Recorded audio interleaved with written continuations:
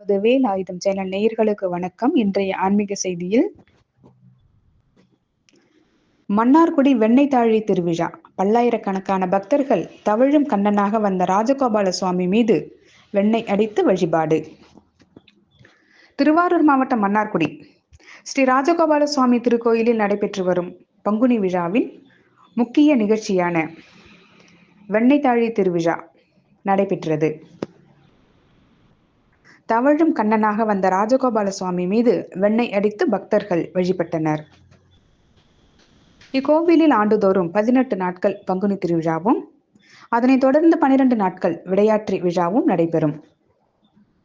இந்த ஆண்டு திருவிழா சென்ற மார்ச் மாதம் 18ஆம் தேதி கொடியேற்றத்துடன் தொடங்கி நடைபெற்று வருகிறது. முக்கிய திருவிழாவான 16ஆம் நாள் திருவிழா வெண்ணெய்த்தாழி உற்சவம் நடைபெற்றது. சுவாமி நவநீத சேவையில் சிறப்பு அலங்காரத்தில் எழுந்தருளினார். கையில் வெண்ணெய் குடைத்தை ஏந்தி தவழும் கண்ணனாக வந்த ராஜகோபாலனின் முன் பின் அலங்காரங்களை கண்டு பக்தர்கள் பக்தி பரவசத்துடன் தரிசனம் செய்தனர். பக்தர்கள் சுவாமி மீது வெண்ணெயை அடித்து கோபாலா கோபாலா என்று பக்தி கோஷம் எழுப்பி வழிபட்டதை காண முடிந்தது.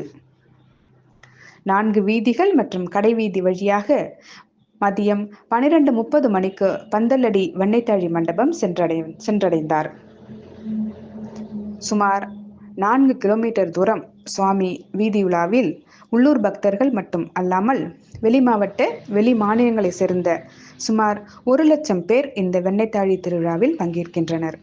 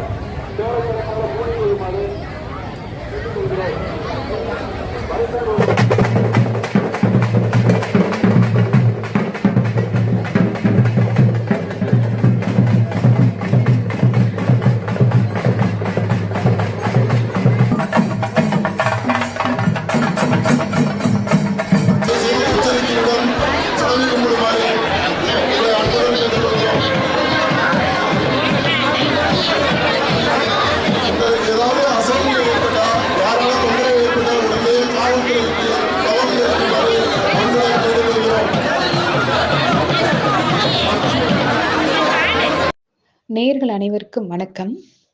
இந்த வேல் ஆயுதம் சேனலை சப்ஸ்கிரைப் பண்ணாதவங்க உடனே சப்ஸ்கிரைப் பண்ணுங்க. மறக்காம உங்க ஃப்ரெண்ட்ஸுக்கு ஷேர் பண்ணுங்க.